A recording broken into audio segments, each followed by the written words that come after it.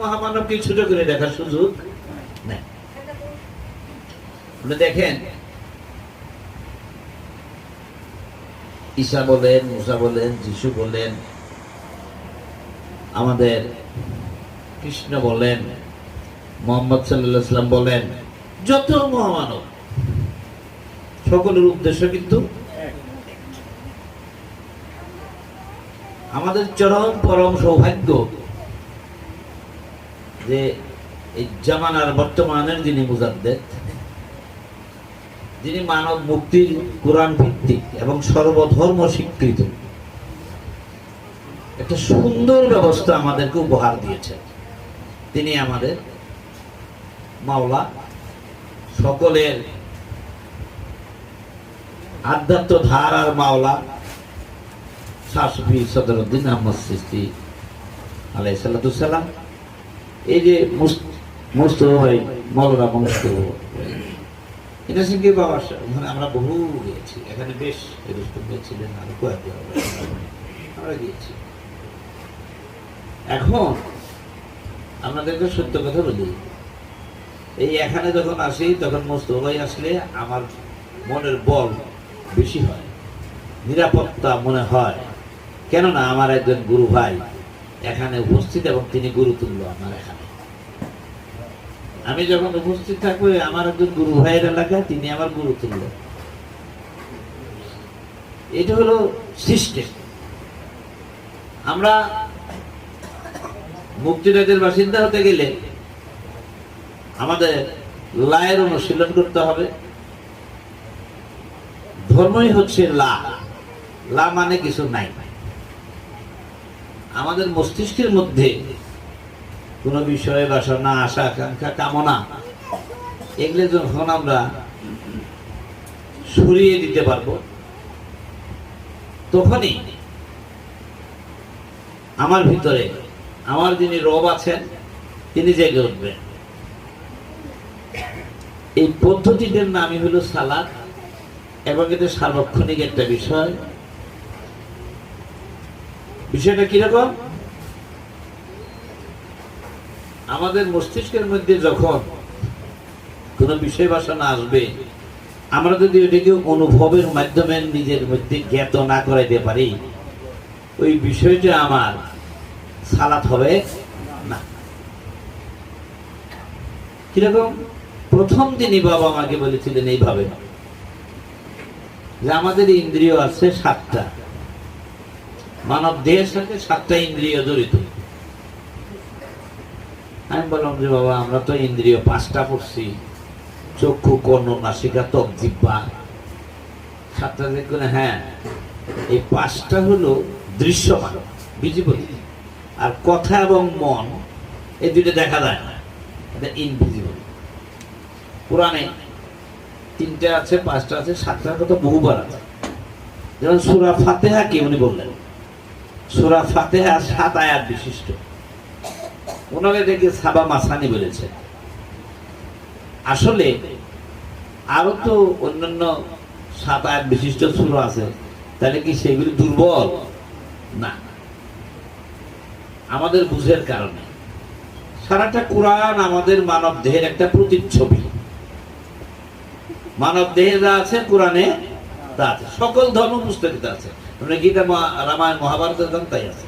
এই কয়েকদিন আগে আমাদের শাহ কামাল ইয়ামিনী রহমতুল্লাহ মাদার শরীফে প্রায় বসি তো, বিভিন্ন এলাকার সাধুগণ যান, গুরুগণ যান, অনেকের ভক্তগণ যান, আমাদেরও কিছু লোকজন আছে, তারাও আসেন। সারা আসবেন কিনা? বলে হ্যাঁ যাবো। বোধহয় 25-30 জন হবে। সব বিশ্ববিদ্যালয়ে অনার্স মাস্টার্স কমপ্লিট করা, বেশিরভাগই ইন্ডিয়া থেকে পিএইচডি করে নিয়ে আসছে, এরকম বেশ কিছু পোলাপান। ওরা আমার সরাসরি ছাত্র, অনেকেই সরাসরি ছাত্র। ওরা হঠাৎ করে ওই আলোচনার মধ্যে এসে বসলো। বসার পরে আমি ওদেরকে ধর্ম দর্শন সম্পর্কে কিছু বললাম। ওই কথাটা বলবো, ধর্ম দর্শনটা কেমন, কি জিনিস কেমন। হঠাৎ করে মুক্তিরাজ্যের কথা যখন শুরু হয়েছে, শেষ হয়ে গেল। একজন একটা হিন্দু ছেলে, ও বিশ্ববিদ্যালয়ে পাশ করা, ও বলল, স্যার আমি গীতায় নিজে পড়েছি, ভালো ছেলে, আমি গীতায় নিজে পড়েছি স্বর্গবাসী হওয়ার পরে আমার মর্ত লোকে আসে সাজা ভোগ করতে হয়। এটা কেমন কথা? কারণ এটা শতভাগ সত্য কথা। কারণ স্বর্গ তো আমাদের টার্গেট না, জান্নাত আমাদের টার্গেট না। আমাদের টার্গেট হচ্ছে লা মুকাম, নির্বাণ, মুকামে মাহমুদা। কোরআনের ভাষাটা হলো লা মুকাম, মুকামে মাহমুদা। অন্য সকল ভাষায় হলো নির্বাণের স্থান। যে মুক্ত হয়ে গেছে, যে মুক্ত হয়ে গেছে তার তো আর জন্মে আসাটা বাধ্যতামূলক না। তিনি ইচ্ছা করলে আসবেন হাজির হয়ে। কালকে আবার দুইজন গেছে বাসায়, আমার বলছে, স্যার আমি তো যাবো গা, আমার ছুটি শেষ। ইঞ্জিনিয়ার বললো যে, স্যার আপনি কোথায়? আমি বাড়িতেই আছি। তাহলে স্যার একটু সময় দেওয়া যাবে, আসলে বরাবর ছাত্র, সরাসরি ছাত্র মানুষ, ইঞ্জিনিয়ার মানুষ। যে বুঝতে পেরেছি জান্নাত জাহান্নাম এগুলো অতিক্রম করে লামুকামে যেতে হয়, এটা একটু বুঝতে পারছি। কিন্তু লামুকামে যারা যান তাদের আত্মা কোন জায়গায় বিরাজ করে? লামুকামের জন্য জায়গা ঠাহা কথা, তাই না? যেমন জাহান্নাম বলেন, জান্নাত বলেন, আমরা যে জান্নাত এবং জাহান্নামের কথা শুনি, এটা ভৌগোলিক সীমা রেখার মধ্যে কোথাও নাই। ভৌগোলিক সীমা রেখায় কোথাও নাই। এই যে ভৌগোলিক সীমা রেখায় কোথাও নাই, খুঁজে পাওয়া যাবে না। তাহলে লামুকামরা কোথায় আছে? তাহলে লামুকামের কোনো ভৌগোলিক স্থান নাই। কোথায়? যে ব্যক্তি মানুষের অন্তর বিশেষ শূন্যতা এসে গেছে ভৌগোলিক সীমা রেখার মধ্যে, তিনি যেখানে থাকবেন ওটাই তার লামুকাম। আর উনি যদি দেহ ত্যাগ করে চলে যান, তার আত্মাটা আল্লাহর যে একটা পরিষদ আছে, আমরা নামনু পরিষদ,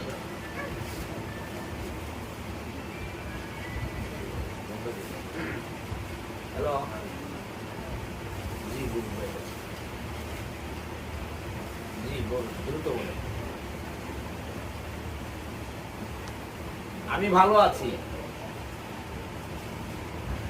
তখন তারা ইচ্ছা করলে হাদিস সত্তা নিয়ে আসতে পারেন এবং হাদিস সত্তা নিয়ে এসে মানবকে হেদায়েত দেওয়ার জন্য যে ব্যবস্থা গ্রহণ করেন, তখন তিনি ওই যে পরম সত্তা আল্লাহ তার প্রতিনিধি হয়ে তারা এখানে আবার বিরাজ করেন। এই অবস্থানটাই তাদের। এখন আমরা নিজেরা ওই অবস্থানে কেমনে যাব? আমাদের এই যে কোরআনে পরিষ্কার করে বলা আছে, রাব্বা মুশাক্কা ও সারাবাম তাহুরা, আছে না? সারাবাম তাহুরা, এটা হলো শরাব, মানে আপনার মদ। এই শক্তিশালী একটা মদ খায়, মদ জিনিস দেন, পান করান, পিয়ালা জিনিস ভরে ভরে দেন, তার নাম হলো সাকি। সাকি মানে কি? যিনি মদ বিতরণ করেন, মদ বিতরণকারী বা পান করেওয়ালা, যাকে পান করান, ওনার নাম কি? সাকি। তাহলে মদ কোনগুলিকে বলে? আমরা ধর্ম কাকে বলি? ধর্ম আমরা কাকে বলি? বিষয় রাশি। যেমন আমরা হিন্দু, মুসলিম, বৌদ্ধ, খ্রিস্টান, জৈন, এগুলো শাস্ত্রিক ধর্ম। এগুলো কি ধর্ম? শাস্ত্রিক ধর্ম। এগুলো আসলে পুস্তকের মধ্যে অনুসরণ করতে করতে আমরা মনে করছি এটাই আমাদের ধর্ম। আমরা মুসলমান একজন মহাপুরুষের কাছে আত্মসমর্পণ করেছি, তার নীতির কাছে। হিন্দু ভদ্রলোক যারা আছেন তারাও তাই করেছেন, বুদ্ধ যারা তারা তাই করেছেন, খ্রিস্ট ধর্মের যারা তাই করেছেন, জৈন ধর্মের যারা তাই করেছেন। তাহলে এই দৃষ্টিকোণ থেকে দেখা যায় আরবি ভাষায় সবাই মুসলিম, বাংলা ভাষায় সবাই আত্মসমর্পণকারী, ইংরেজি ভাষায় সবাই সারেন্ডার্ড পারসন। তাহলে তো কেউ আমরা ভেদাভেদ নাই।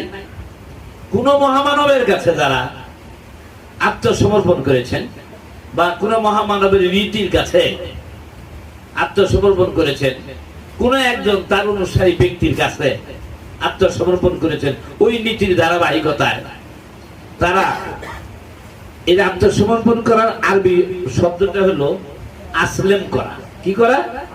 আসলেম করা। আরবি, আমাদের কুরআনটা আরবি ভাষায় আরব দেশে নাযিল হয়েছে। মুহাম্মদ সাল্লাল্লাহু আলাইহি ওয়াসাল্লামের ওই সময়ে আরবের ভাষা কি ছিল? আরবি।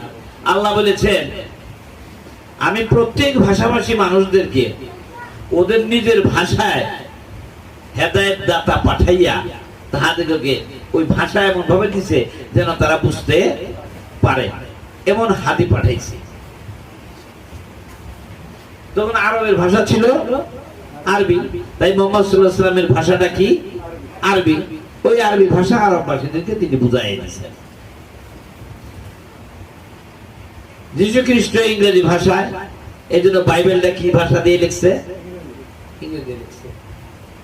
এই যে বিভিন্ন ভাষাভাষীদের মহাপুরুষগণ আসছেন, এখন আমাদের বাংলা ভাষা, তারা আমাদের ওই হেদায়েত দাতা হাদিকারা,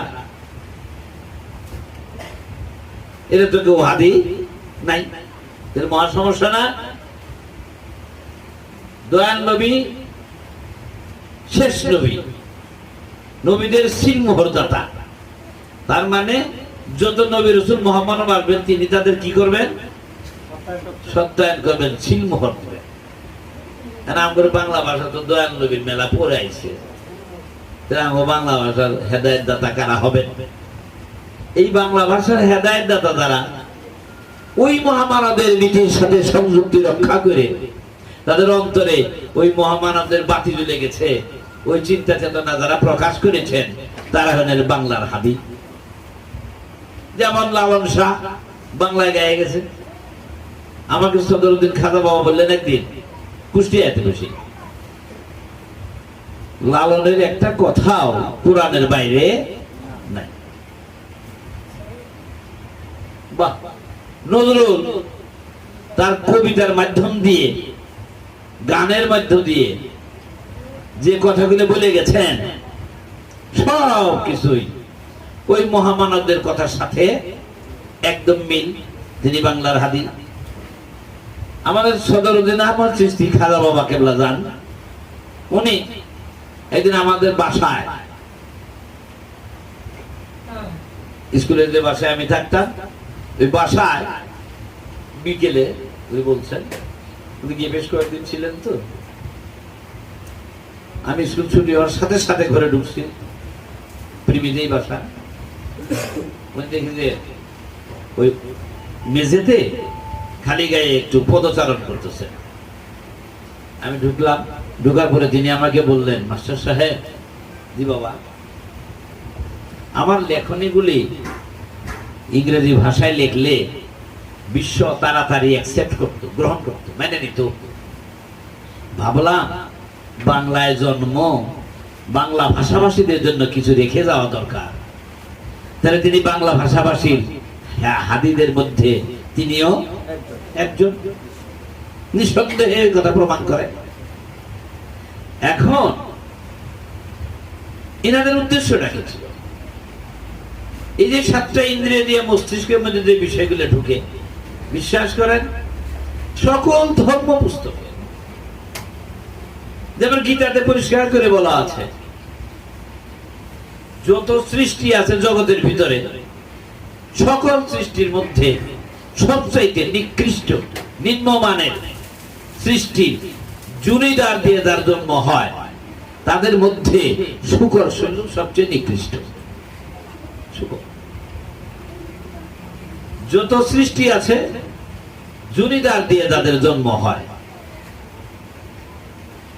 যৌনাঙ্গ বেরিয়ে যিনি বেরিয়ে আসেন দুনিয়ায়, ওখান দিয়ে ঢুকে ওখান দিয়ে বেরিয়ে আসে, এই প্রাণীগুলোর মধ্যে সবচাইতে নিম্নমানের জুনিকার শূকরের। তাহলে শূকর হলো সবচেয়ে নিম্নমানের সৃষ্টি, গীতায় আছে। আর এই শূকরের পরিচয়টা কি? আপনি দেখেন, এই শুকর কুকুর এই যে সমস্ত আমরা মানুষ যারা অন্যান্য প্রাণী যারা জুনিদার বেরিয়ে আসে, ডিম থেকে আসে না, একটা থেকে অটোমেটিক আর একটা জন্ম হয় না, ওটা হয় না, জুনিদার বেরিয়ে আসে। ওই যৌন কর্ম করবে, জুনিদার বেরিয়ে বাচ্চা বেরিয়ে আসবে। এই যে বিষয়গুলি, এই বিষয়গুলি খুবই চিন্তার মতো, মনে রাখবেন। এই মানুষ নামক প্রাণী ছাড়া আর কোন প্রাণীর ভিতরে আল্লাহ বিকশিত, প্রস্ফুটিত এবং প্রতিনিধি স্থানীয় ব্যক্তিত্ব তৈরি করবেন মানুষদের মধ্য থেকে, অন্য প্রাণীতে না। সকল ধর্মের এই কথা। এই জন্য মানুষকে বলা হয়েছে সৃষ্টির সেরা। সৃষ্টির সেরা কি জন্য বলা হয়েছে? মানুষ নামক প্রাণীর ভিতরে আল্লাহ বিকশিত হইতে চান এবং হইতে পারেন, যদি আমরা মানুষেরা তা করি। এবং অন্য সকল প্রাণী, এই সকল প্রাণীগুলির ভিতরে তাহলে মানুষের মধ্যে কি আছে, ওদের মধ্যে কি নাই। এদের মানুষ কেন এত জীব শ্রেষ্ঠ হয়ে গেল? 18,000 মুখলুকাতের কথা বলি, আমরা শুনি। এর মধ্যে ওদের কি গুণটা না থাকার কারণে ওরা মানুষের মধ্যে শ্রেষ্ঠত্ব না, আর কি গুণটা থাকার কারণে আমরা মানুষেরা জীব শ্রেষ্ঠ। তাহলে আমাদের জিনিসটা পরিষ্কার হয়ে যাবে। দেখেন, এই মানুষ নামক প্রাণীর ভিতরে, আমি আরেকদিন বলেছিলাম, মানুষ নামক প্রাণীর ভিতরে যে মন আছে, বাংলায় বলে মন, ইংরেজিতে বলে মাইন্ড, আরবিতে বলে নফস। এই যে জিনিসটা আছে, এই মানুষ নামক প্রাণী ছাড়া অন্য সকল প্রাণীর মনের ভিতরে বিবেক, বিবেচনা, বিচার, জ্ঞান, এই সমস্ত বিষয়গুলি অন্য প্রাণীর ভিতরে নাই। ওদের কোনো বিশ্ববিদ্যালয় নাই, ওদের কোনো সমাজপতি নাই, ওদের কোনো মেম্বার নাই, চেয়ারম্যান নাই, শিক্ষক নাই, কিছু আছে নাই, ওদের মধ্যে নাই। মানুষ নামক প্রাণীর ভিতরে আছে। কারণটা কি? এই মানুষ নামক প্রাণীর যে মন, যেটা নফস বললাম, মন বললাম, ইংরেজিতে মাইন্ড বললাম, এর দুইটা উপাদানে তৈরি। একটা উপাদান, এটা মনে রাখতে হবে, প্রয়োজনে খাতায় লিখে রাখতে হবে। সদরুদ্দিন খাজা বাবা যে সুন্দর করে লিখে দিয়েছেন, বলে গেছেন, নিজের সাথে সেটা উপলব্ধি করে নিতে হবে। তাহলেই দেখবেন খুব অল্প দিনের মধ্যেই আমাদের ভিতরে ইনশাআল্লাহ অজ্ঞানতার অন্ধকার দূর হয়ে আমাদের ভিতরে জ্ঞানের বাতি জেগে উঠবে। প্রত্যেকটা বিষয়ের ভিতরে কিন্তু দুইটা করে উপকরণ আছে। যেমন আলো এবং অন্ধকার দুইটা আলাদা জিনিস না, দিন এবং রাত্রি আলাদা জিনিসটা, বিপরীতমুখী। জ্ঞানী এবং মূর্খ আলাদা জিনিস না, এটাকে তুলনা করছে সব আপনি অন্ধকারের সাথে। অন্ধকার মানে যেখানে কিছু দেখা যায় না, কিছু দেখা যায় না বলেই সেটা অজানা, তাই ওটা অজ্ঞাত। দেখা যায় না বলেই সেটা অজ্ঞাত, জানি না। আবার সূর্যের আলো যখন উঠে বা কোনো ডে লাইট দেই বা এরকম লাইট দিয়ে যখন দেখি, কি আছে সব দেখা যায়, তাই যায় না। কিন্তু এই চোখ নামক জিনিসটা অন্ধকারের মধ্যে দেখতে পারে, কেন পারে না? চোখের তো চোখ থাকলে আমরা দেখি, চোখ দিয়ে আমরা কি করি? দেখি। কিন্তু এই লাইট অফ করে দিলে অন্ধকার, একেবারে তমসাচ্ছন্ন অন্ধকার, অন্ধকার কুটকুটা, কিচ্ছু দেখা যায় না। অথচ চোখ খোলা, সে দেখতে পারে না। কারণটা কি? তাহলে বোঝা গেল চোখেরও আলো ছাড়া দেখার সুযোগ নাই, অথচ সে আলো থাকলেই দেখতে পারে। তাইলে অন্ধকারের মধ্যে যে চোখ দেখতে পারে না, ওই চোখেরও কিসের দরকার? আলোর দরকার। আলো মানে কি? জ্ঞান। আলো মানে জ্ঞান। তাহলে এই জ্ঞানের দরজা যখন খুলে যাবে মনে, তখন ওই যে ব্যক্তি মানুষটা চাক্ষুষ মানুষ নামে পরিচিত। কি মানুষ?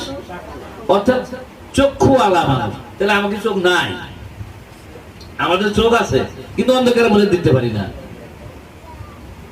আমরা একটা ইংরেজি গল্প পড়ছিলাম অনেক দিন আগে, 7-8 পাকিস্তান আমলে। এর মধ্যে দেখা ছিল এক অন্ধ মানুষ এক মশাল নিয়ে রাত্রে ঠক ঠকায় রাস্তা দিয়ে খটখট খটখট করে যায়। অন্ধ, ও কিন্তু দেখে না, দিনেও দেখে না, রাতে তো দেখি না। ওর মধ্যে পাতি নিয়ে আছে মশাল আলোকিত।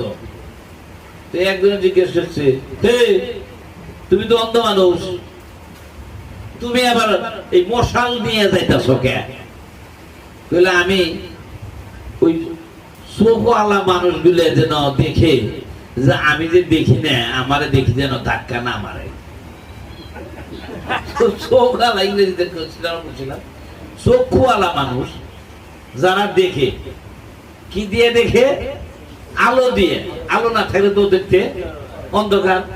তাই আমি বাতিটা জ্বলায় রাখছি, ওরা যেন দেখতে পায় আমি এনে আছি, আমার যেন না দেখে ধাক্কা না মারে। তাহলে ও নিজে অন্ধকার, কিছুই দেখে না, ও বাতি দিয়ে অন্য মানুষের দেখাইতেছে ওর নিজের বাঁচার জন্য, আমার যেন ধাক্কা না মারে। তারা আমগুলোর ভিতরে যদি আমরা জ্ঞানের চোখ উদয় করতে পারি, তাহলে ওই ব্যক্তি মানুষটা আর অন্ধকারে থাকে।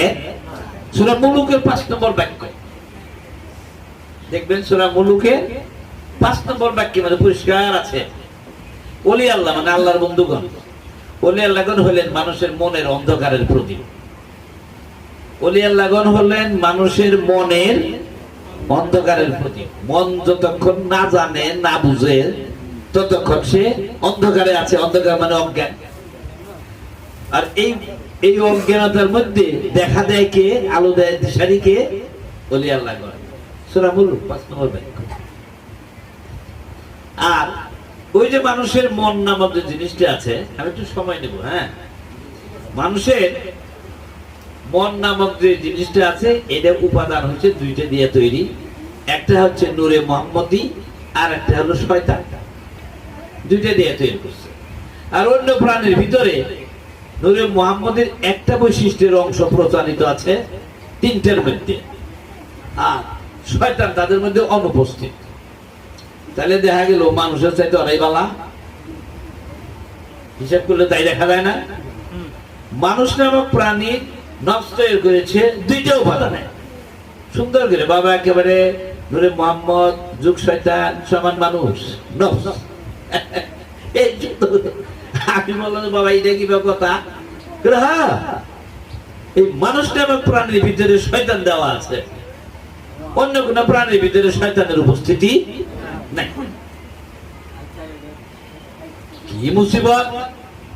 অন্য কোন প্রাণীর ভিতরে শয়তান নাই, না থাকার কারণটা হলো all animals except man are in punishment.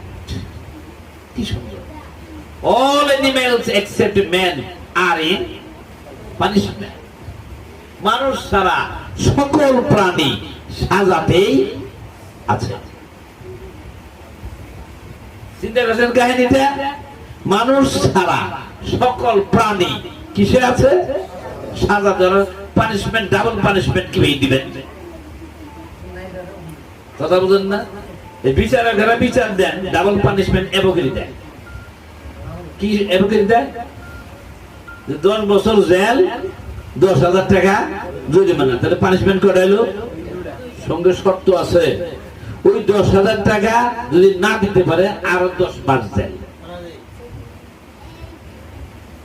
ওরা ওই 10,000 টাকা জরিমানা, ওরা যদি দেয় তাহলে 10 মাসের জেল থাকলো না, 10 বছর থাকলো।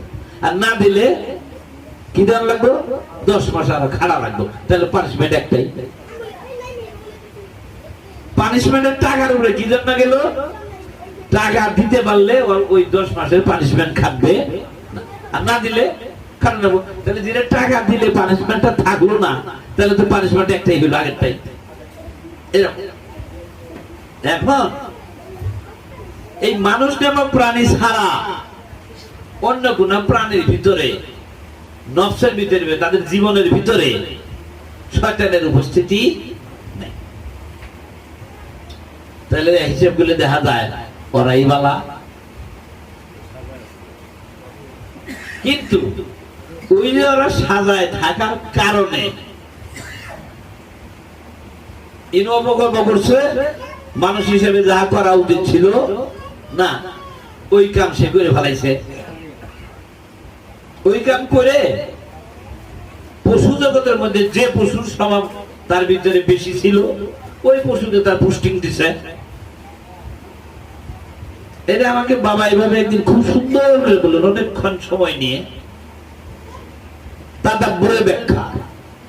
ওদের শব্দ সংখ্যা লিখছেন 119টা না, এই 17 নম্বর কি 16 নম্বর ব্যাখ্যাটা শব্দের সংজ্ঞাটা উনি যখন লিখেছেন, তাদাব্বুর শব্দের ব্যাখ্যা দিয়েছেন। সূরা আরাফের শব্দটা আছে। তাদাব্বুর শব্দের অর্থ হচ্ছে আত্মবিশ্লেষণ, আত্মদর্শন, নিজেকে দেখা।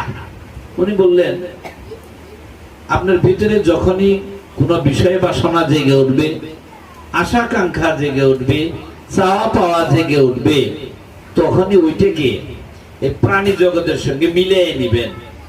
যাহা জাগিয়া উঠিয়াছে তাহা প্রাণী জগতের কোন প্রাণের মধ্যে যাহা জাগিয়া আছে ওই স্বভাবের মিল আছে।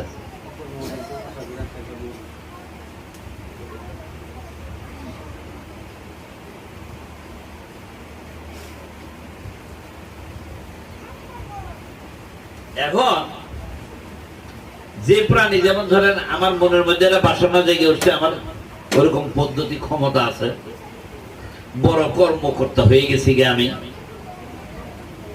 আমি রিক্রুটিং বোর্ডের একজন শক্তিশালী সদস্য বা কর্মকর্তা। পরীক্ষা দিয়ে লোক নিব একজন, যে ফার্স্ট হয়েছে ওরে চাকরি দেওয়া আমার উচিত। আমি তা না দিয়ে 10-20 লাখ টাকা খাইয়ে আর একজনের দিয়ে ফেলেছি যে পরীক্ষায় ওর মতো পাশ করে নাই। তাহলে কি কামটা আমি ভালো করছি না? এই যে আমি এটা অন্যায় করলাম, মানুষ হিসাবে নূরে মুহাম্মদের জাগরণ, আমি জাগরণের পদ্ধতিটি শিখাবো মানে বলবো এই যে নূরে মুহাম্মদের আমার নিরপেক্ষতার যে একটা মহা শক্তিশালী গুণ আছে, আমি এই নিরপেক্ষতা হারাইয়া পক্ষপাতিত্বের মধ্যে গেলাম গা। আমি টাকার কাছে হার মানলাম, টাকাটা নিলাম, নিয়ে যাকে দেওয়া দরকার তাকে না দিয়ে আরেকজনকে দিলাম, অথবা লুক সেট করছি। এই যে হিস্টোরি এরকম ক্যান্ডিডেট যদি পাস, টাকা দিলে চাকরি হবো, চাকরির মধ্যে তুই আমার 20 লাখ টাকা দিবি, আমার দিবি 15 লাখ, তুই নিবি 5 লাখ, বা তুই সমান সমান আমি সমান সমান 10 করি। আচ্ছা, এই কাম করাটা কি আমার মানুষ হিসাবে উচিত? তাহলে এই জিনিসটা যে আমি করলাম, করার ফলশ্রুতিতে প্রাণী জগতের মধ্যে কোন প্রাণীর স্বভাব পোষা খায় কেনা, এটা একটা পোষা খাওয়া। বিবেকের কাছে কোনদিনই কোনো পোষা একজন মানুষে খাবো না। আমাদের মানুষ আছে, আমরা যাইয়া এই পায়খানা খামো না, মরা গরু শুকর কুকুর খামো না, পোষা দোষা শুকর কুকুর হায়ানা যারা খায় আমরা ওগুলো খামো না। যেহেতু খামো না, এই বিবেচনা জ্ঞানটা আমার আছে। কিন্তু টাকা নিয়ে যখন আমি ওই কামটা করলাম, আমি ওই টাকাটা নিয়ে দাঁড়ে বাজার করলাম, তাহলে আমি কি খাইলাম? ওই পোষা খাইলাম। আমি বিরাট অট্টালিকা বাড়ি বানালাম, এয়ার কন্ডিশনের 5-7 বাড়ি বানাইছি, তাইলে আমি কি নিজের উপার্জিত সব উপার্জন দিয়ে বানাইছি? বানাই নাই। সুতরাং এই প্রাণীগুলিকে যারা এরকম পচা খাইল, বাবা ঠিক এইভাবে বললেন, ওই প্রাণীর স্বভাবগুলি দেখবেন যে প্রাণী জগতের মধ্যে কোন প্রাণীরা পচা খায়। শিক্ষিত মানুষ বুদ্ধিমত্তা খাটাই আরেকজনের ঠক দেয়, শিক্ষিত পণ্ডিত্য দেখাইয়া। প্রাণী জগতে কোন প্রাণী পণ্ডিত নামে পরিচিত? শিয়াল। দিনে কিন্তু বাড়ায় না। পণ্ডিত কিন্তু দিনে তার ক্ষমতা, ওর কাম হইলো চুরি করে চুপি সারে। দেখছেন দেখছেন? তাহলে পণ্ডিত প্রকাশ্য পণ্ডিতগিরি করবো। ওই কি পণ্ডিত? রাতের পণ্ডিত, দিনের কোন পণ্ডিতগিরি খাড়ে না। দেখছেন? রাগের স্বভাব বাঘের স্বভাব হয়ে গেছে গা। এই সমস্ত যখনই আপনার মনের মধ্যে জেগে উঠবে, ওরকম অসুন্দর প্রাপ্তির আশা মনে যখন জেগে উঠবে, তখন এটা মিলিয়ে নেবেন প্রাণী জগতে কোন প্রাণীর সাথে আপনার এই জাগ্রত চিন্তা আশাকাঙ্ক্ষা ধর্ম রাশির মিল আছে। এটা আপনার তাদাব্বুর, আত্মদর্শন। এটা আত্মায় দেখবে। এটা কি দেখবে? আত্মায় দেখবে। যখন আপনি দেখলেন যে এটা আপনি শুকরের সাথে স্বভাবে মিল, পচা খায় কুকুরের সাথে স্বভাবে মিল, পণ্ডিতগিরি দেয়, মানুষের ঠক দেয়, এটা কার সাথে মিল? শিয়ালের সাথে মিল। মানুষ বলি গর্গন টর্গন করে উঠে, কার সাথে মিল? বাঘের সাথে মিল। আরে আমার দেখলেই মানুষের ডরায় ডরায় ডরায়। প্রাণী জগতের মধ্যে সবচেয়ে দূর প্রাণী কোনটা? খরগোশ। এটা গাছের পাতা নড়লেও চমকে উঠে, তাই না? এই যে প্রাণী জগতের এই সমগুলো যখন জেগে উঠবে, ওই প্রাণীর স্বভাব যেটা জেগে উঠেছে অন্তরে, ওদের সঙ্গে চিহ্নিতকরণ করে পুরাণের ভাষা হলো কালায়েদা করবেন। আরবি শব্দটা কি? কালায়েদা। চিহ্নিতকরণ করে ওর গলায় একটা মালা পরায় দিবেন। কি পরায় দিবেন? মালা। চিহ্নিত কর, তুমি তুমি আমার মনে যাহা জাগিয়া উঠিয়াছ তাহা ওই শুকর সাহেবের স্বভাব। হ্যাঁ, তুমি আমার ভিতরে যাহা জাগিয়া উঠিয়াছ কুকুর সাহেবের স্বভাব। তুমি আমার ভিতরে জাগিয়া উঠিয়াছ পণ্ডিতগিরি দেখাবার লাইগা, তুমি শিয়াল সাহেবের স্বভাব। এই যে জীবনে কালায়দা করবেন। কালায়দা কেমন? খুব বিবেচনা প্রয়োগ করিয়া। এরপরে বাবা চ্যাপ্টারটা লিখেছেন এইভাবে: to identify a thing or beast exactly, accurately, correctly and precisely. পই পই করে মিলিয়ে দিবেন। ওরে মালা পরায় দিচ্ছেন, তখন ও আর আপনার ভিতরে জাগ্রত অবস্থায় থাকতে পারবে না। এখন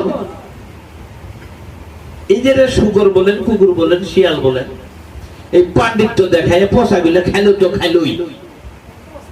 এর কোন ওই টাকা পয়সা দিয়ে যে ঘর বাড়ি দালান কোঠা বানায় ফেলাইছিল, আচ্ছা ওই মানুষটা বানাইছিল, ওর পুষ্টিং দিয়ে শুকর কুকুর শিয়ালের মধ্যে কি দিয়ে আলাইছে, বাম্পার লোকের মধ্যে দিয়ে ফেলাইছে। আচ্ছা ওর কি বাড়ি ঘর আছে? আল্লাহর বিষয়টা এত সূক্ষ্ম, ওরে ওই অসংখ্য টাকা দিয়ে মানুষের কলেজের মধ্যে। আমার এক ছাত্র হইলো কি তহসিলদার হয়েছে, এই যে খানদানে না, সহকারী তহসিলদার হয়েছে, 3 বার করে চাকরি বাদ দিবে চাইলো। আমার চাকরিটা করবো না। কে বলে? আমার যে বস আছে বড় তহসিলদার, ওই অফিসে টিডিআর আর ওই যে এটিডিআর, গেলে আমার কি কইছে শুনছেন? কি রে? যাই সাহেব, যাই যাই সাহেব। জি স্যার। আপনি এবার বললে তো টাকা কামাই করে পাবেন না। কি করবো? জমি জায়গায় আছে, ওর জমি যেন থাকবো না এরকম কাম করবেন। কলজের মধ্যে কামড় দিয়ে টাকা কামাই করে দিবেন, তাতে আপনিও লাভ হবেন, আমারও লাভ হবো, আমাদের উদ্যোতনের কর্মকর্তা কোন আছে করে দিব, ওরাও খুশি হব। কলজের মধ্যে হাত দিয়ে টেয়া নিবে পয়সা। দেখছেন কাহিনী? তাহলে এই যে ওরা বুঝতেছে কিন্তু অন্যায়, তারপরেও যখন এই কর্মটা করেই ফেলাইলো, তার অবস্থান সাজা স্বরূপ কোথায়? ওই পশু জগতের প্রাণী যারা আছে তাদের মধ্যে তার পুষ্টি হয়েই গেছে গা। খালি মরা পর্যন্ত অপেক্ষা, বললেই অনুযাবো গা। যে টাকা দিয়ে তো জমি জমা কিনছে, তার নামে কোনো জমি জমা, এই পশু পাখি করে কোন দলিল পত্র আছে যে এইখানে তোর, ওইখানে আমার, ওইখানে আমার, এগুলা আছে নাই? কোন কারবার নাই। এগুলো বাড়ি ঘর বানাইছে ঠাসে, এমন বাড়ি তৈরি করছে যে দেখার মতো কাণ্ড। মরার পরে দেখা গেল বাড়িঘর বৃষ্টির মধ্যে ভিজতেছে, রোদে উঠতেছে, এই গাছের বাগালে ও গাছে এলে এই অবস্থানে তার দিনকাল কাটতেছে। ওরকম অট্টালিকা আছে নাই। আল্লাহর বিচার ঠিক তদ্রুপ, যে যাহা করিবে তাহার বিচার তাহাকেই হইতে হবে। এটা দোয়া দিয়ে কেউ মাপ পাবো না, কোনদিনই মাপ পাবো না। আপনি দোয়া দিয়ে যে মাপ পাবেন এই আশা করবেন না। যার যার কর্ম তার তার ললাটে লেখা। হরিশ্চন্দ্র রাজার কাহিনী জানি না আমরা? হায় সর্বনাশ! এটা সুন্দর একটা গান বানাইছে আমাদের নজরুল। আমাদের যে নজরুল আছে, গুরু নজরুল, কাজী নজরুল নামে পরিচিত, জাতীয় কবি নাম দিয়ে তারা আমরা খাড়া করছি। ওখানে আমগুলো জাতীয় না, সারা মানব জাতি, তাহলে জাতীয় কবি কয়ে তারা আমরা খাড়া করছি। আমরা আমগর হিসেবে মনে করছি ঠিক, উনি আমগরে, আসলে তিনি আমগরে না, তারে আমরা খাড়া করছি, তিনি সকলের। এই যে হরিশ্চন্দ্র রাজা, তার কি করলো শেষ পর্যন্ত তার মনিবেরকে সন্তুষ্ট করার জন্য বললো, সন্তুষ্ট করার জন্য বললো, তুমি এই কাম করছো, তোমার মুক্তি নাই। গুরুদেব, আমি আমি মুক্তি চাই, আমার কি করতে হবে তাই করো। রাজত্ব প্রত্যেকটা আমার দিয়ে দাও, দিছে। আবার আরেক ভুল হয়ে গেছে, সামান্য ভুল। তোমার এই সম্পূর্ণ রাজত্ব আমার দিয়ে দাও, তাহলে তুমি এই সাজায় এতবার তোমার জন্ম হবে। তাই দিলাম। এখন আমি কি করবো? তুমি যে অপকর্ম গুলো করেছো এর সাজা স্বরূপ তুমি এই শুকর চড়াবা এবং শুকরের পায়খানা পরিষ্কার করবে। শুকরেরা পায়খানা করে না? পায়খানা পরিষ্কার করে বেড়াবা। শুকরেরা এটা পায়খানা করে, উনাদা পারে, অনু করে 1-1.5 মাইল পুরো পুরো যায় করে, ওই বস্তার মধ্যে ভরি ভরি নিয়ে গাড়া ধরে নিয়ে রাখে। তখন ভগবানের কাছে সে প্রার্থনা করলো, হে ভগবান, আমি পায়খানা প্রস্তুত করতে রাজি আছি, আমার কোনো আপত্তি নাই, কিন্তু এরা অনু করে যে আমার কষ্ট বেশি হয়। ওরা একটা যেন পায়খানা করে সবগুলো যদি পায়খানা করলো নি, আমার একটু কুড়িয়ে নিতে একটু সহজ হলে নি। ভগবান, এই কাজটুকু আল্লাহ সহজ করে দাও। এই জন্য শুকরে একটা যেন পায়খানা করে সবগুলো এনে করে দেখবেন, শুকরের দোলা করে, বুঝছেন? তোমার এই কৃপা, তুই তো পায়খানা পরিষ্কার করবেই বলে, এইটুকু আল্লাহ দাও। তাই তাহলে ঘটনা প্রবাহে আর এক অপরাধ করে ফেলেছে। কি করবে? তুমি চাঙ্গাল হও। চাঙ্গাল কোনটারে কয়? শ্মশানে মরা পুরায় না, এই শ্মশানে মরা যে পুরায় ওর নাম হইল চাঙ্গাল, বুঝছে? তুমি যে অপরাধ করেছো, এই চাঙ্গাল না হওয়া পর্যন্ত তোমার এই অপরাধের ক্ষমা নাই, এই জন্মে নাই। তোমাকে বারবার জন্মে এসে ওগুলো ভুল করে আসতে আসতে তারপরে আসতে হবে। হে ভগবান, আমি তাই করব, তা আমার এই জন্মেই মুক্তি দেব। মুক্তিটা কত কঠিন দেখেন, দিলে সেকে বুঝ না নিলে হবে না। এখন সংশোধন হবো, আর যাবো না, তাহলে ঠিক হবো। তৌবা করি, বারে বারে ওই অকামি করবো, বারবারে তৌবা করবো, কাম হবো না। তৌবা শব্দের অর্থ মুখ ফিরে নেওয়া, যাহা অন্যায় করেছি আর সারা জীবনে ওটার মধ্যে নাই, এরকম একটা অবস্থা। এর নাম হলো তৌবা। ঠিক আছে, চাঙ্গালের কাম করে কি সব পুরা দেয়, আর শ্মশানে টাকা নেয়। ওই যে বলে দিচ্ছে কর্মচারী, প্রতিটা সপ্তাহ পুরাইতে তোমাকে এই 20 টাকা, 50 টাকা, 1000 টাকা বা 5 টাকা লিস্টে আছে, এই মাপে মানুষ আলে এই মাপে মানুষ আলে এই, তোমার এটা তুমি আদায় করবে, তারপরে পুরা দিবে। শেষ পর্যন্ত তারই ছেলে পুরা মরে গেছে গা।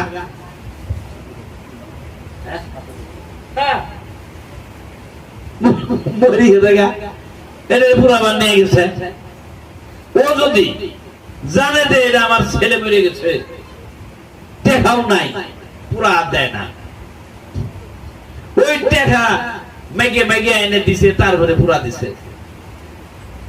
তার সেই রবের হুকুমে একটু কি কোনো পার্সিয়ালিটি করছে? কোন পার্সিয়ালিটি করছে না? রবের হুকুম যা ছিল তার মনিবের, তার প্রতি পরিপূর্ণভাবে আজ্ঞাবাহী ছিল, তাই ছিল না? ওই তখন তার মুক্তি দিচ্ছে, এইবার তুমি মুক্ত।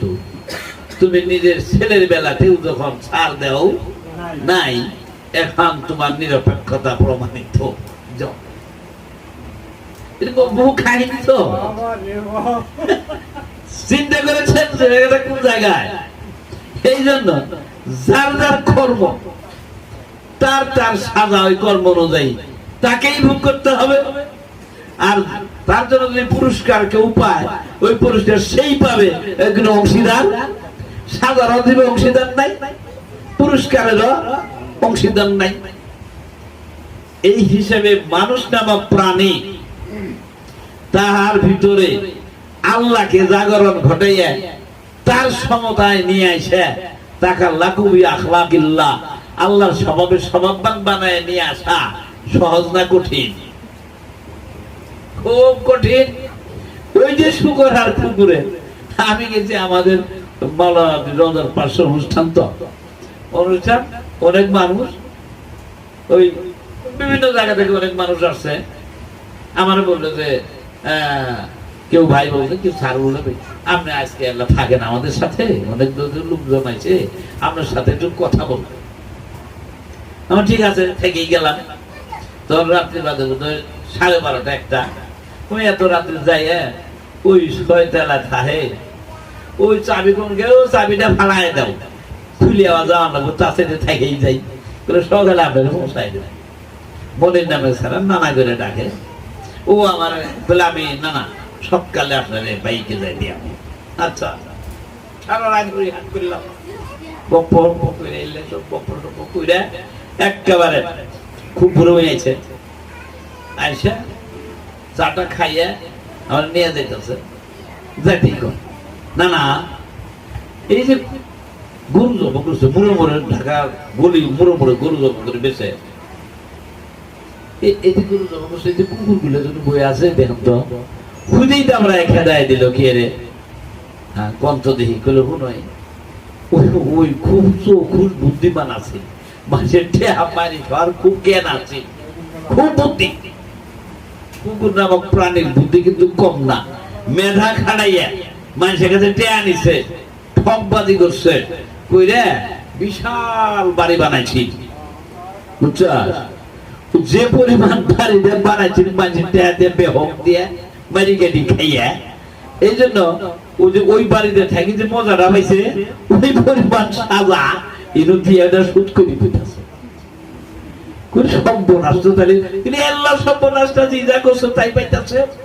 কারণ দুজকের শাস্তি হলো সংশোধনমূলক।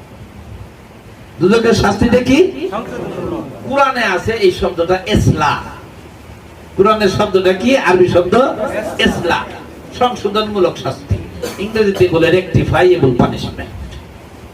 তাহলে এই মানুষ নামক প্রাণীর ভিতরে বিবেচনা জ্ঞান দেওয়া আছে। মানুষ ছাড়া all animals are in punishment according to their crime. তাদের যে অপরাধ, এই অপরাধ অনুযায়ী তাকে কি বানায় দিছে? ওই প্রাণী সাজায় দিছে। এখন এই প্রাণী জগতের মধ্যে যদি আপনি যান, প্রাণী জগতে 3টে স্তর পার না হওয়া পর্যন্ত মুক্তি নাই। 3টে স্তর। এই মানব নামক প্রাণীর 3টে স্তর অতিক্রম না করা পর্যন্ত মুক্তি নাই। এখন মানুষ আছি, আমাদের কি আছে? মুক্তির একটা সুযোগ আছে। যারা আমরা মানুষ আছি, এই জন্য বারবার বলা হয়, হে ভগবান, হে আল্লাহ, হে ঈশ্বর, মানব যেন না হারায়। মানব যেন হারাইলে কোন জন্মে যাবো গা? পশু জগতে যাবো গা, শাস্তি পড়ে গেলাম গা। এখন পশু জগতের মধ্যে বিশাল স্তর, বহু স্তর অতিক্রম করে আসতে হয়। কিরকম?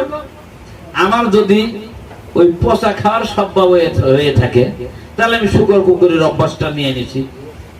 একে বলা হয় আল ইনসানুল হাইওয়ান। আমি আকারে মানুষ, আমার কার্যক্রম চিন্তা চেতনা সব হয়েছে পশু। একই জন্য আমি বহু পশুর স্বভাব অর্জন করছি। শুকরের করছি, কুকুরের করছি, শিয়ালের করছি, তারপরে আমরা বাঘের করছি। এগুলা বহু পশুর স্বভাব আমি অর্জন করছি। আমাকে একজন আমি কি সব পশুর মধ্যে ঢুকিয়ে দিব? আমারও পশুর স্বভাব ধরেন 10টা আছে। আমার যে মানুষ, আমি এই জন্য হিসেব, এগুলো হিসেব করার নামই সালাদ। মানুষ না আমার প্রাণীর জন্য। অন্য প্রাণীদের হইলে সালাদের ব্যবস্থা আছে নাই? ওরা তো দেয়ারিং পানিশমেন্ট, ওরা তো সাজাতেই আছে। আমিও যদি ওই সাজাতেই যাই গে, তাহলে ও আর আমার তো তফাৎ নাই। আমি ধরেন 10টা পশুর স্বভাব আমার ভিতরে বা 20টা পশুর স্বভাব আমার ভিতরে কার্যকর আছে। কোন পশুটার স্বভাব কিভাবে করি? আমি মাত্র 4-5টা করলাম, এটা কমার পক্ষে 50টা করবো, কোনো সমস্যা নাই। আরো বেশি বাড়াই দেওয়া যাবো। পচা খাইতে খাইতে এমন পচার মধ্যেই তার জন্ম হয়। পায়খানার মধ্যে এক জাতের পোকা হয় না? ওর জন্ম কই হয়? ব্যাকটেরিয়া থেকে। পায়খানার মধ্যে ব্যাকটেরিয়া জীবাণু আছে, ওই ছেলে ওই জন্ম নিয়ে ফেলায় দেয়। তাহলে পচাতেই জন্ম, পচাই খায়, পচাই পাড়াবাড়ি করে ওই পচাই পাস করে দেয়। যেন ব্যাকটেরিয়া যদি না থাকে, ময়লা কিন্তু সরার সুযোগ পায় না। নড়াচড়া করে পাতলা হয়ে যায় আর ময়লাটা যায় না। কি কামটা দিছে হরিশ্চন্দ্র যদি ওই কাম করে দিবার পায়, তাহলে অর্থে অপরাধ করলে ওই ব্যাকটেরিয়া ফর্ম করে ওই পায়খানা সাপ খারাপ নেবে না। চিন্তা করছেন কাহিনীগুলি? তাহলে পশু জনমের মধ্যে আমার যদি 10টা পশুর স্বভাব আমার ভিতরে থাকে, একজন আমি কি 10 পশু দিয়ে আমাকে সংশোধন করবার ভাবো? পর্যায়ক্রমে 10টা পশুর জুনিতে আমাকে পরিভ্রমণ করাবে। কয়টা পশু জনিতে? 10টা। আর 20টা আছে 20টা, 5টা আছে 5টা। এই পশু জনম গুলো পরিভ্রমণ করানোর পরে আমি আবার মুমিন মাস্টার। আমি তখন আবার কি হবো? মুমিন মাস্টার হবো। তার মানে আমি জাহান্নামে আসলাম।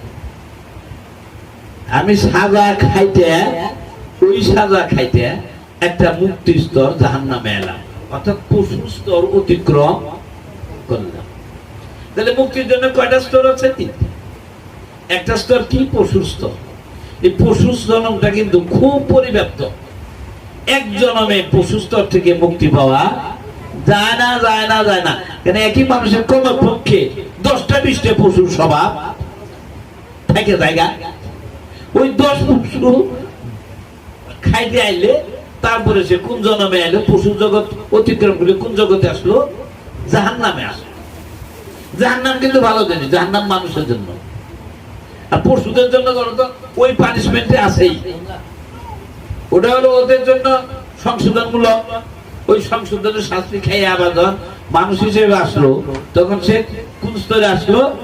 জাহান্নাম। জাহান্নামের মধ্যে কয়টা স্তর আছে? 7টা। এই 7টা স্তর বুদ্ধিমত্তা খাটাইয়ে খাটাইয়ে খাটাইয়ে খাটাইয়ে অতিক্রম করলে তখন সে যাব জান্নাতে। জান্নাতে গেলে কি মুক্তি পেল? না। জান্নাতে 7টা স্তর আছে। স্তর অতিক্রম করলে 8 নম্বর দিনে ওটা হলো লামুকাম। কোন আর জন্মস্তর নাই। যখন লামুকামে গেছে তখন তারা জন্মচক্রের মধ্যে তখন সে আর শাস্তির মধ্যে আসবো না। লামুকামে যাওয়ার আগ পর্যন্ত জন্ম চক্রের মধ্যে সে ধরা আছে। কথা বুঝতে পারছেন? এই যে জাহান্নাম এবং জান্নাত, এই স্তরগুলি অতিক্রম না করা পর্যন্ত আমি লামুকামে যাওয়ার সুযোগ পাবো না। তাহলে আমি যে মানুষ, আমার ভিতরে মানবীয় আচরণগুলি আছে। এই মানবীয় আচরণগুলি কিসের জন্য? নূরে মুহাম্মদের জন্য। আমার দিলটা, আমার নফসটা, আমার মনটা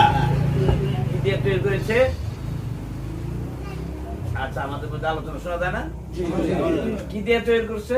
2টা উপাদান দিয়ে। একটা হলো নূরে মোহাম্মদ আর একটা হলো শয়তান। শুধু মানুষ নামক প্রাণী, অন্য কোনো প্রাণীর নাকি? কথা বুঝতে পারছেন? যখন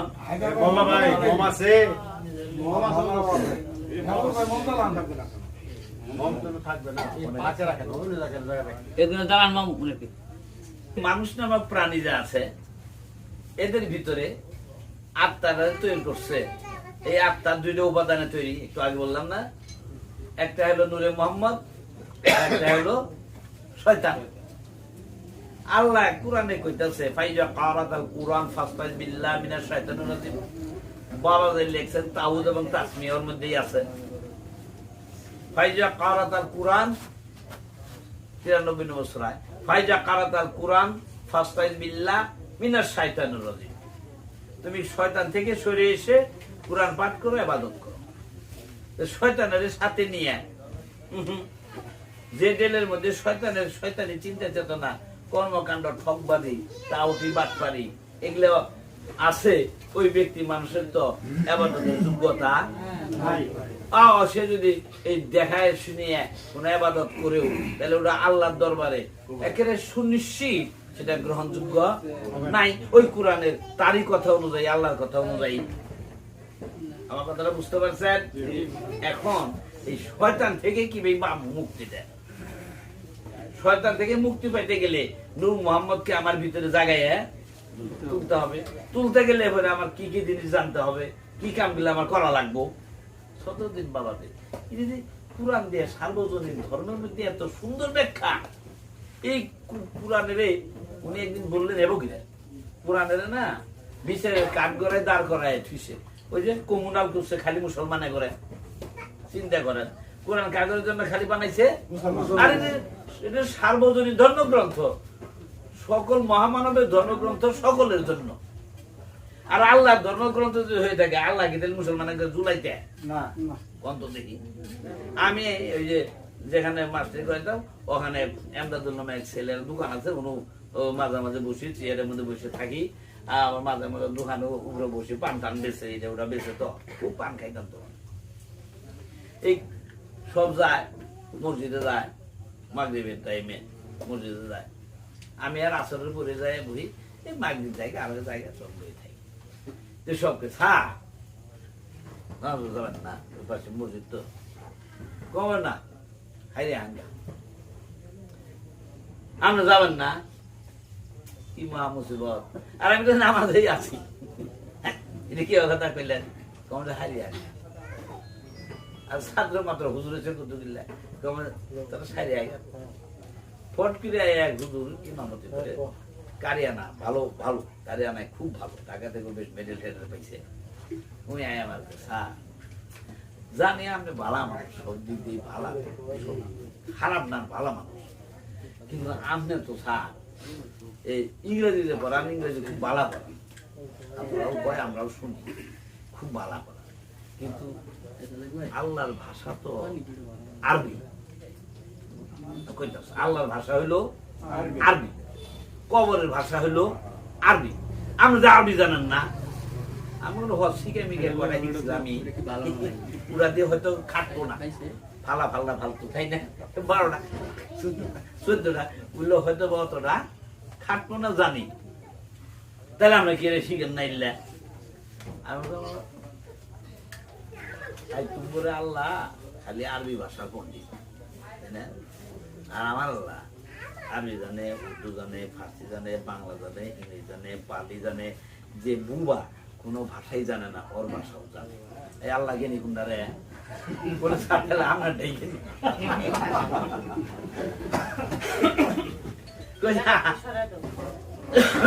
আমি ওই জ্ঞানী আল্লাহ রাস্তার মধ্যে আসে বলার পরে এই এলো কাহিনী। তাহলে দেখেন, আমি যে কথাটা বলতেছিলাম আগেই, আমাদের কথা হলো আমি নূরে মোহাম্মদকে চিনবো কেমনে? মোহাম্মদী শেকেলে মানব দেহটা তৈরি, মোহাম্মদী শেকেল আদলে, মানে ও তার অনুমানে ওই মতো করে তৈরি করা। এখন বাবা খুব করে সুন্দর করে বলছিলেন কথায় কথা বলে তরকারি মজা হইলে পাতিলে ভাত আর পাতিলও থাকে না। কথা বুঝুন নাই?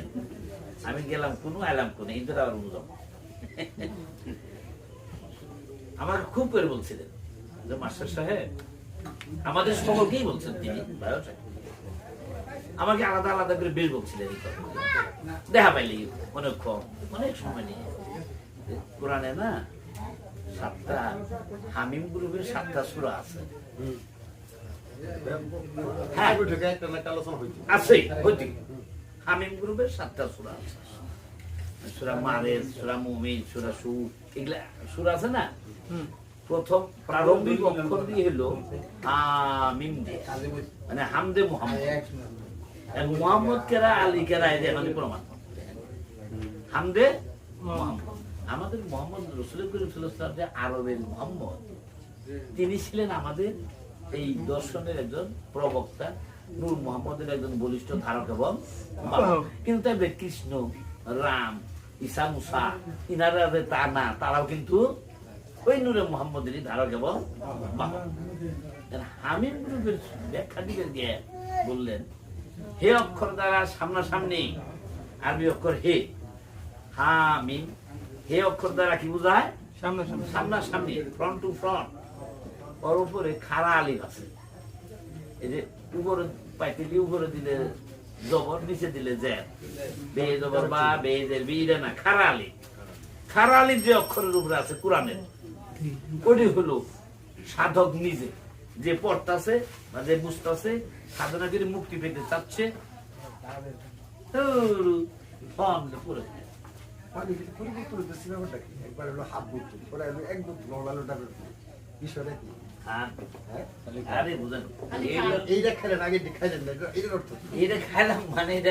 একদম পরিশুদ্ধ করে দেওয়া আল্লাহ তরফ থেকে। পানি মিলনাই পানি, গাছের আগালো পানি, তাই খেলাম। মানে এটা সবার জানা দরকার। ইলনাই পানি, বিলনাই পানি, গাছের পানি ধরাই দিয়েছে। এখন এই হে অক্ষর দ্বারা সামনাসামনি, খারালির দ্বারা সাধক নিজে, আমি নিজে যিনি সাধনা করি, আর মিম দ্বারা মুহাম্মদ, তাহলে হামদে মুহাম্মদ। তাইলে আমি যদি নিজেই নিজেকে দেখে এবং চিনে বা জানে, ওই ব্যক্তি মানুষটা তার নিজেকে যদি জানে, আমি এই মুহূর্ত থেকে, এখন থেকে আমি পশ্চাৎপদ গমন করলাম, কোথায় কি করিয়াছি, বুদ্ধি যখন হয়েছে তখন কারে জিতে এসেছি, কারে ঠক দিয়েছি, তার সর্বনাশ করেছি, তারে কি করেছি, কোথায় কি করেছি, কি ভেবেছি, কি করেছি, এই জিনিসগুলো যদি আমার ভিতরে আমি জাগরণ ঘটাইতে পারি, তাহলে আমি আমার সম্পর্কে আমি জানতে পারলাম। এই আমি আমার সম্বন্ধে যে জানতে পারলাম, এই জানাটার নাম মানারাফা নাফসাহু। আর এই নিজের সম্পর্কে জানার পরে আমার ভিতরে যে তিনি আছেন, আমার রব আছেন, আমার গুরু আছেন, আমার আল্লাহ আছেন, এই তারপরে আমি তাকে আমার ভিতরে বসাবার সুযোগটা পাবো। তার ভিতরে আমি তাকে আমার ভিতরে তাকে আমি আবিষ্কার করে আমি তিনিময় হয়ে তিনি আমাদের বাসস্থান করবেন, এই পরিবেশটা তৈরি করতে পারবো। তখন তার নাম হবে ফাঁকা দারাফা রাব্বাহু, তখন হবে। তাই লালন বলেছেন,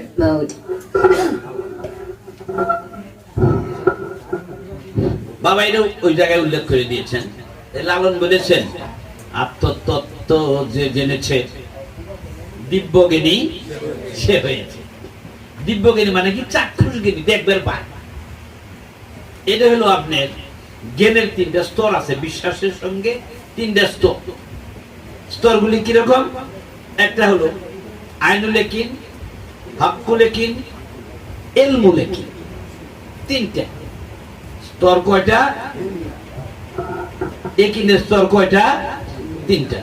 এক নম্বর হলো আইনুল ইয়াকিন, আমি আমার সম্পর্কে জানতে পারলাম, এই প্রত্যয়, হ্যাঁ আমি এই করেছি রে, আমি এই খেয়েছি রে, আমি এই খেয়েছি রে, আমি তাকে এই উপকার করেছি রে, আমি তার এই সর্বনাশ করেছি রে, এটা আমার খবর, আমি ছাড়া আর কেউ। এই যে আর কেউ যে জানে না, এই জানাটা যদি আমি আমাকে ভালো করে জানাই, তাহলে আমার আইনুল একিন প্রতিষ্ঠিত হয়ে গেল। তারপর একটা কি হাক্কুল একিন, হকদা, বিবেচনা জ্ঞান। কোন ক্রমে কাহার প্রতি আমি বিচার জ্ঞানে ঠকবাজি করি নাই, কারণে জিতেও নাই, কারণে ঠকায়ও নাই। এই নিরপেক্ষ সৌন্দর্য যিনি অর্জন করতে পেরেছেন, তিনি তার মানবীয় সত্তার মানবীয় সত্তার তিনি কি করেছেন, যথেষ্ট চাষ করেছেন। তার নাম হলো তার কি একিন, হাক্কুল একিন, হক প্রতিষ্ঠা করেছেন। মানুষের মানবীয় যে হক আছে, কারোরে ঠকা নাই, কারোরে জিতায় নাই, যা যা তা ঠিক তাই তাই তাই, হাক্কুল একিন। 3 নম্বরটা হলো ইলমুল একিন, অর্থাৎ প্রত্যয়ী জ্ঞান। কি একিন? প্রত্যয়ী জ্ঞান, ইলমুল একিন। এলেম যেটা তিনি পাইছেন, কি এলেম পাইছেন? এই ইলমুল একিনটা মানুষ পায় মৃত্যুর পরে। কোরআন দর্শনের বাংলা মধ্যে দেখবেন, বাবা খুব পরিচয় লিখেছেন, প্রত্যেক মানুষ যখন মারা যায়, মানুষ নামক প্রাণী, প্রত্যেক মানুষ যখন মারা যায়, মারা যাওয়ার সময়ে তারপরে তাকে যে জগতে পাঠিয়ে দেওয়া হয় বিদেহী অবস্থায়। কি দেহী? মানে দেহ থেকে নফস সাহেব, আত্মা সাহেব বেরিয়ে গেছে। ওই অবস্থায় তিনি জ্ঞানের জগতে প্রবেশ করেন। কোথায় গেছিল, কি করছিল, কোথায় আছিল, কার কি করছে, সব তারে জানায় দেওয়া হয়। এবং এর ফলশ্রুতিতে তাকে কোথায় পাঠিয়ে দেওয়া হবে, কি হবে, এই যে জানান দেওয়া হয়, এদের তখন কোন জগতে গেছেন? জ্ঞানের জগতে গেছেন। এই জ্ঞানের জগতে গেছেন যে ওই জ্ঞানটা, তার নাম হইল ইলমুল একিন। আর গুরুগণ, মুর্শিদগণ, সম্যক গুরুগণ এই একিনটা তার লোকদেরকে জ্ঞানের এই স্তরটা এমন ভাবে জানায় দেন, তিনি নিজেই টের পাবেন যে হ্যাঁ, আমি বললে আমার এই স্বভাবের কারণে আমি তো বুঝাইতেছি। এটা বেঁচে থাকতেই, মরার আগেই তিনি জেনে নিতে পারবেন। কার মাধ্যম দিয়ে? তার গুরু কর্তৃক। যে ওই যে ওই খাইছে, তাই ওর ওই দশা হয়েছিল, শুকর হয়েছিল, কুকুর হয়েছিল, শিয়াল হয়েছিল, হ্যান ত্যান ত্যান কত কিছু হয়ে গেছিল গা, according to their thought, feeling and deeds. তার চিন্তা, অনুভূতি এবং কর্ম দ্বারা যাহা করিবে তাহাই পাইবে, যাহা আছে ললাটে তাহা কেহ পারিবে না মুছিতে, তাহা ঘটিবেই এবং ঘটিবেই। এইটা যে মরার আগেই যারা জানেন, এটার নাম হলো কি একিন? ইলমুল একিন। মরার পরে ধরে বাধ্যতামূলক সে জানবে। আর যারা মরার আগেই জানবে, তারা কি ওই কামে আরো যাব না? এই যে যাব না, এই প্রত্যয়টা যদি সে বারবার অনুশীলন করে, বারবার অনুশীলন করলে, বারবার চাষ করলে, এগুলো বারবার নিজের ভিতরে অনুভব করলে, ওই ব্যক্তি মানুষটার চোখ দুইটা প্রত্যয়ী জ্ঞানে জ্ঞানী হয়। ওই চোখ দিয়ে সে দেখতে পায়, ওই চোখ দিয়ে সে দেখতে পাবে। এটা করলে এটা হবো, ওটা করলে ওটা হবো। মনের চোখ দুইটা এই চোখের সাথে সমন্বয় হয়ে যাবে। চিন্তা করছেন কাহিনীটা? এখন নূর মোহাম্মদটা কি? মানুষের মধ্যে, নফসের মধ্যে দুইটা গুণ আগেই বলছি। একটা হলো নূর মোহাম্মদ। নূর মোহাম্মদের 3টা বৈশিষ্ট্য আছে। কয়টা বৈশিষ্ট্য? 3টা বৈশিষ্ট্য। একটা বৈশিষ্ট্য হলো নূর মোহাম্মদ অখণ্ড, একক, অশোষিত। 1 নম্বরের মধ্যে 3টা। অখণ্ড, এটা খণ্ডিত করা যায় না। নূর মোহাম্মদের ভাগাভাগি করা যায় না, খণ্ডিত করা যায় না। একক, সকল প্রাণী জগতের মধ্যে নূর মোহাম্মদ আছে। এবং সেটা অশোষিত, কেউ তাকে শোষণ করে নিঃশেষ করে দিবে কোন প্রাণী থেকে, এটা করা যাবে না। এটা নূর মোহাম্মদের একটা বৈশিষ্ট্য। দুই নম্বর বৈশিষ্ট্য কি? নূর মোহাম্মদ পরিপূর্ণভাবে নিরপেক্ষ, টোটালি ইম্পার্শিয়াল, পরিপূর্ণভাবে নিরপেক্ষ। তার কারোর ব্যাপারে ভালোর মধ্যেও তার পক্ষ নাই, মন্দের মধ্যেও তার পক্ষ নাই, তাইলে হলো নিরপেক্ষ। হ্যাঁ, আমি ভালো দলে আছি, ভালো কাম করি, আমার তো কোনো দোষ নাই। আরে তাও তুমি এটা পক্ষের মধ্যে আসো।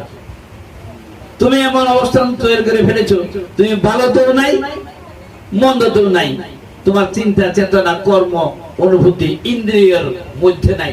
ইন্দ্রিয়কে জয় করে জিতেন্দ্রিয় হইয়া অতীন্দ্রিয়, ইন্দ্রিয় গ্রাহ্য নাই তো আর কাজকর্ম, এর হাল তো রয়ে গেলে তখন এটা হয় নিরপেক্ষ।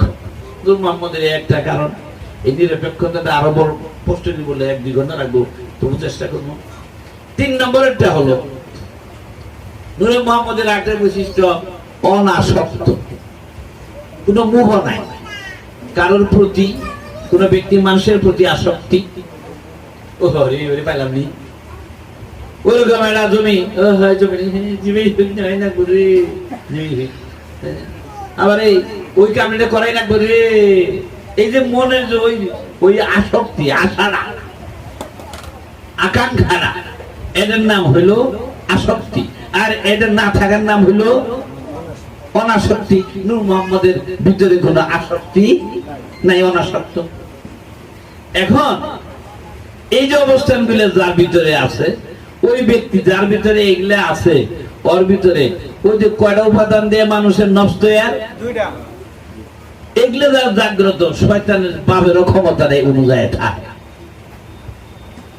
শয়তানের শয়তানি কারবার করার সুযোগ আর নাই। এই জন্য নূর মোহাম্মদকে এইভাবে যখন কোনো বিচার জ্ঞান, পয়সা নিয়ে ওই কাম করলো গেছে, শয়তান জায়গায় উঠছে। যেহেতু মানুষ নামক প্রাণীর ভিতরে নূর মোহাম্মদ এবং শয়তান দুটো গুণ আছে, একই মানুষ মাঝে মাঝে এত সুন্দর কথা কয়, এত সুন্দর কাম করে, নিরপেক্ষতার প্রমাণ বহন করে, ওই মানুষে আবার আরেক সময় এমন কাম করছে আর হয় না, সর্বনাশ, সর্বনাশ হয়ে গেছে। এই মানুষের তো এই কাম করার কথা না। তার মানে তখন ওই কামটা কেরা করাইছে, ওই শয়তান করেছে, জাগ্রত হয়েছে শয়তান। তাহলে আমার ভিতরে যদি শয়তান জাগ্রত থাকে, আমার ভিতরে নূর মোহাম্মদ জায়গা পাবো না? ও আছে, কিন্তু শয়তানের চাপে পড়ি, তলাক পড়ি আছে, আর নিঃশেষ হবে না সে, কিন্তু তার কোন কার্যক্রম আর নাই, ডুগরি ডুগরি কান্দিত আছে। কিন্তু যখন আমার এই কর্ম অনুযায়ী আমাকে পানিশমেন্ট দিবে মৃত্যুর পরে, তখন উপরে আইসা ওই কর্ম ফল অনুযায়ী আমাকে কোথায় পোস্টিং দিবে, তিনি আইসা আমার ওটা দিয়ে দিলেন। চিন্তা করছেন কাহিনীটা? এই ধারাটা অনুযায়ী আমাদের শ্বাস করতে হবে নূর মোহাম্মদের শ্বাস। নূর মোহাম্মদ জাগ্রত হইলে শয়তান সত্তা থাকবে না। শয়তানটা কি বকরি, শয়তানের একটা পরিচয় আছে, শয়তানটা কি বকরি চিনব। শয়তান কোরআনের ভাষায় শয়তান চাই দেয়, বাবা খুব সুন্দর করে বলতে, কোরআনের ভাষায় শয়তানের শ্রেণী বিন্যাস চাইতে। 1 নম্বর শয়তান হলো ইবলিস শয়তান। 1 নম্বর শয়তানের নাম কি? ইবলিস। ইবলিস কারে কয়? আদমরে সিজদা করতে কইছিল আল্লাহ, সব ফেরেশতারা সিজদা করছে, কেরা করে নাই?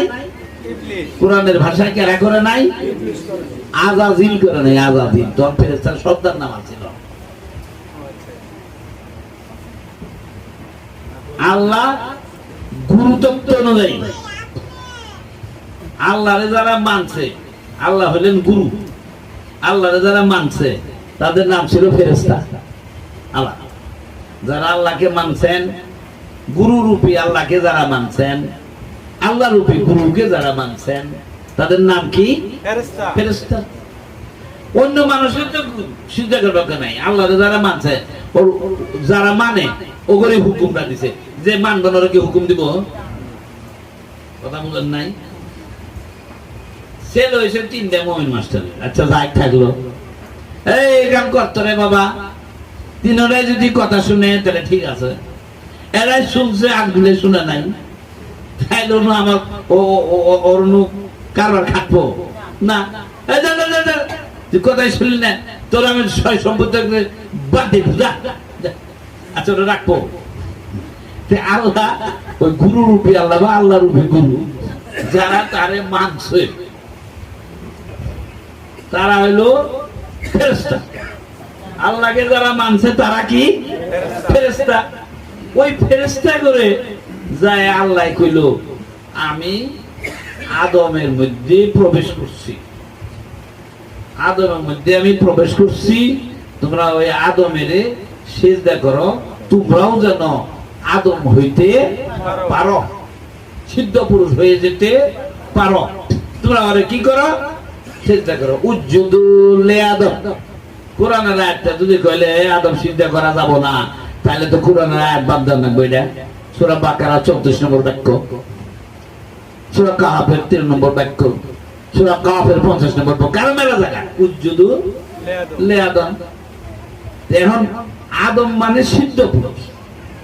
আমি একজনের আমি মোস্তফা ভাইরে সিজদা করলাম, আমি বুঝতেছি মোস্তফা ভাই আমার চাইতে অনেক জ্ঞানী গুণী শুদ্ধ মানুষ, আমার বিবেকে আমি তাকে, আমার গুরু আমাকে হুকুম দে, আমি তো গুরু মানি, মোস্তফা ভাইরে সিজদা করো।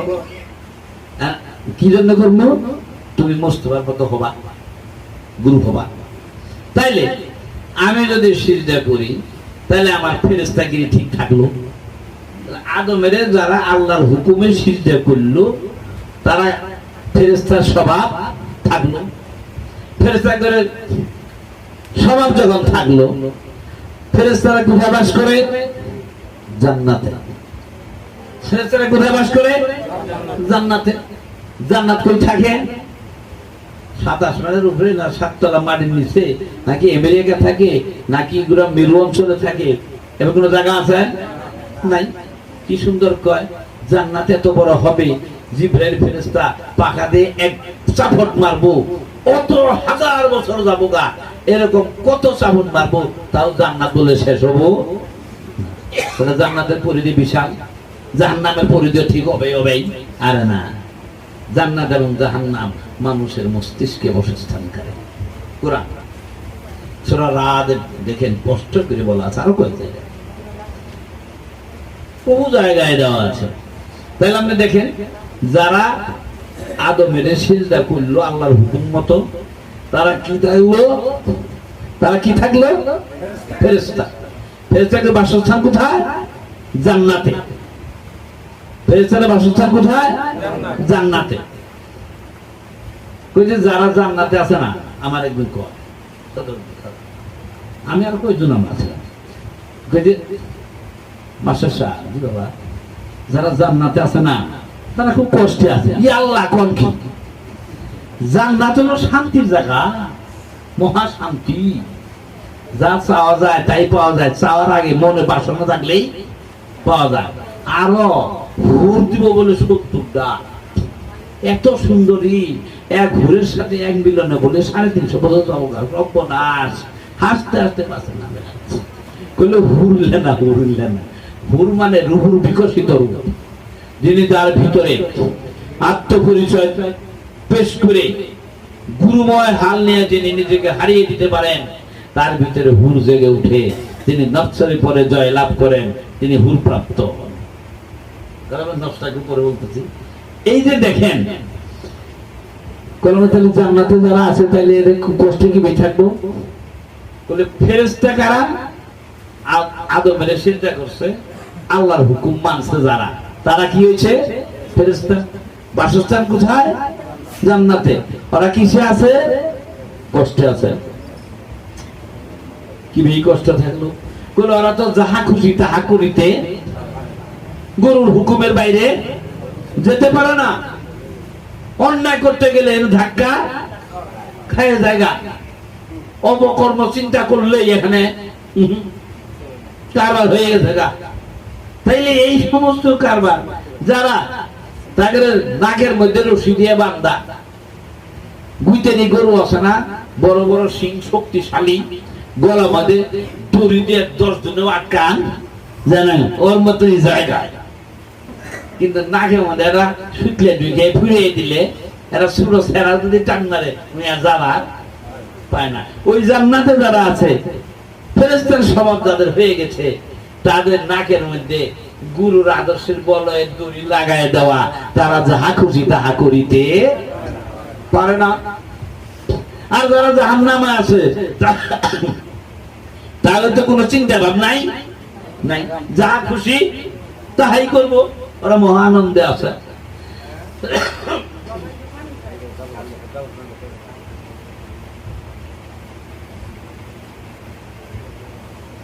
দেখেন যারা জাহান্নামে আছে কিসে আছে?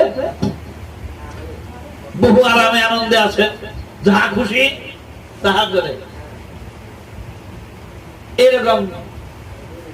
আর জান্নাতে যারা আছে তারা কি আছে? হিসাবে নিকাশে আছে, খুব বেকারি আছে, মনের খায়েশ পাবি, যাহা খুশি তাহা করিতে পারে না। ওই যে গুরু জ্ঞান দিয়ে দিছে, এই কাম করলে ওই কামে যাবো রে, মাথা টনটনা গুরুময় হালের সাথে সে আটকা। এই জন্য জান্নাতের এই অবস্থানের মধ্যে, জান্নাতে কয়টা স্টেজ আছে? 7টা। 7টা অতিক্রম করলে 8 নম্বরটা কি? লামুকামে যাবে না। এই জান্নাতের 7টা স্তরের মধ্যে পঞ্চম স্তর কোনটা? এটা আমরা যখন গুরু জেনেছি, জান্নাতে গেছি, এটা স্তর উচ্চস্তর সাবধান হয়ে গেছি, সালাতের মধ্যে যুক্ত আছি, আমরা 4র্থ স্তর পর্যন্ত অতিক্রম করছি। যেই পঞ্চম স্তরে যাবে তখন তার কি ভাবনাটা থাকবে? সে ওই জান্নাতি, পঞ্চম স্তরের জান্নাতিবাসী সূরা রহমানের 47 নম্বর বাক্যটা দেখবেন। ওই ওই ওনারা জান্নাতের পঞ্চম স্তরে আছেন, তিনি বা তারা যারা দেহগরকে ভয় করেন। দেহগরকে ভয় করেন। কিরকম ভয় করেন? আমার যদি এই দেহের ভিতরে আমি যদি আমার রবের বাসস্থান তৈরি করতে না পারি, তাহলে আমার কি অবস্থান হবে? আমার হয়তো বা মানব জন্ম হারাইতেও পারি, হারি সর্বনাশ। এই যে আমার এই অবস্থানটাতে আসবে, দেহগরকে যে ভয় করে, এই দেহে রবের বিকাশ ঘটাইতে আমি পারি কি না? এই ভয়ে যে কাতর, আমরা যদি ওই ভয় করি তাহলে আমরা জান্নাতের পঞ্চম স্তরে থাকি। চিন্তা করছেন? আমার এই মানব দেহে এই জন্মেই আমি যদি আমার রবের ঘর, এই ঘর, রব কোথায় থাকেন? রবকে ওই ইট পাথর তৈরি করা যে মসজিদ, আল্লাহর ঘর মসজিদ কয় না? কথা ঠিক আছে, ইট পাথরের না। মসজিদ যদি দেলে তৈরি হয়ে যায়, ওই দেলের মন্দিরে, ওই দেলের মসজিদে কে বাস করেন? আল্লাহ জাগ্রত থাকেন। আমি যদি আমার রবের ঘর বানাইতে না পারি, তাহলে আমার এই ঘর তো সর্বনাশ। আমি মানব জন্ম যদি আবার হারিয়ে যাই, এই ভয়ে যারা কাতর, ভয়ে যারা ভীত, তারা জান্নাতের কোন স্তরে আছেন? পঞ্চম স্তরে। অর্থাৎ তার উঁচু মাপের গুরু। চিন্তা করছেন? তাদেরকে যদি এই আর 2টা স্তর